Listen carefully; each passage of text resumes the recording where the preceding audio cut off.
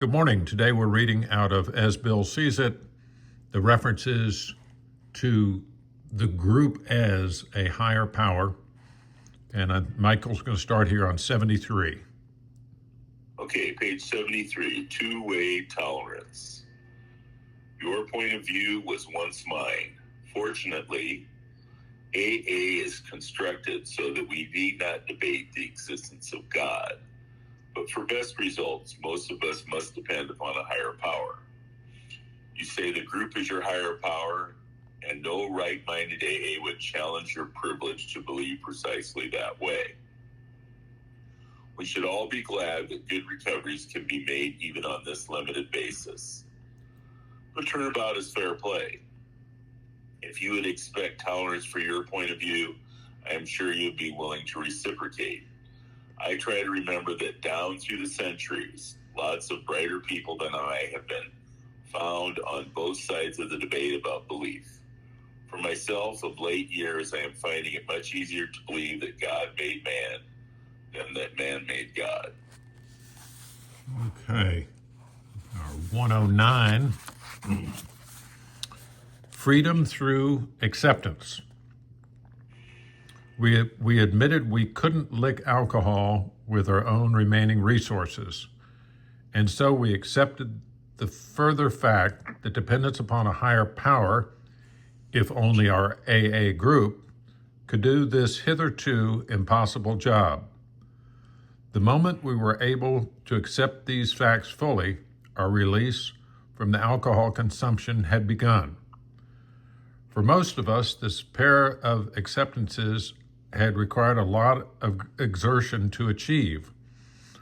Our whole treasured philosophy of self-sufficiency had to be cast aside. This had not been done with sheer willpower. It came instead as a result of developing the willingness to accept these new facts of living. We neither ran nor fought, but accept we did, and then we began to be free. 191. The beginning of humility. There are few absolutes inherent in the 12 steps. Most steps are open to interpretation based on the experience and outlook of the individual. Consequently, the individual is free to start the steps at whatever point he can or will. God, as we understand him, may be defined as a power greater or the higher power. For thousands of members, the AA group itself has been a higher power in the beginning. This acknowledgement is easy to make if a newcomer knows that most of the members are sober and he isn't.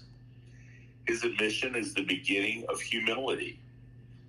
At least the newcomer is willing to disclaim that he himself is God. That's all the start he needs. If following this achievement, he will relax and practice as many of the steps as he can, he is sure to grow spiritually. Okay. 276. 276. A higher power for atheists. I have had many experiences with atheists, mostly good. Everybody in AA has a right to his own opinion.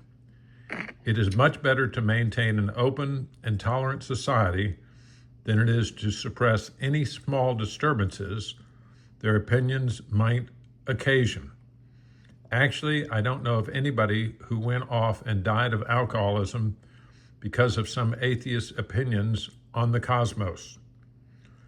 But I do always entreat these folks to look to a higher power, namely their own group. When they come in, most of their AA group is sober and they are drunk. Therefore, the group is a higher power. That is a good enough start, and most of them do progress from there. I know how they feel because I was once that way myself. 300. That's 310. 310. I was testing you. You passed. Okay. Learning to trust. Our entire AA program rests upon the principle of mutual trust. We trust God, we trust AA, we trust each other. Therefore, we trust our leaders in world service. The right of decision that we offer them is not only the practical means by which they may act and lead effectively, but it is also the symbol of our implicit confidence. If you arrive at AA with no religious convictions, you can, if you wish, make AA itself or even your AA group your higher power. There's a large group of people who have solved their alcohol problem. In this respect, they are certainly a power greater than you. Even this minimum of faith will be enough. Many members who have crossed the threshold just this way will tell you that once across, their faith broadened and deepened. Relieved of the alcohol obsession, their lives unaccountably transformed, and they came to believe in a higher power, and most of them began to talk of God.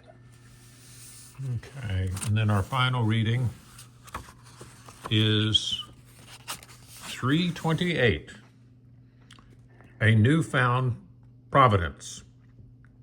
When dealing with a prospect of agnostic or atheistic bent, you had better use everyday language to describe spiritual principles. There is no arousing any prejudice he may have against certain theological terms and conceptions about which he may already be confused. Don't raise such issues no matter what your own convictions are. Every man and woman who has joined AA and intends to stick has, without realizing it, made a beginning on step 3.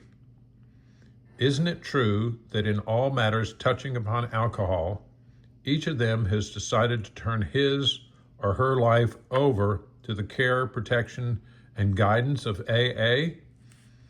Already a willingness has been achieved to cast out one's own will and one's own ideas about the alcohol problem in favor of those suggested by AA.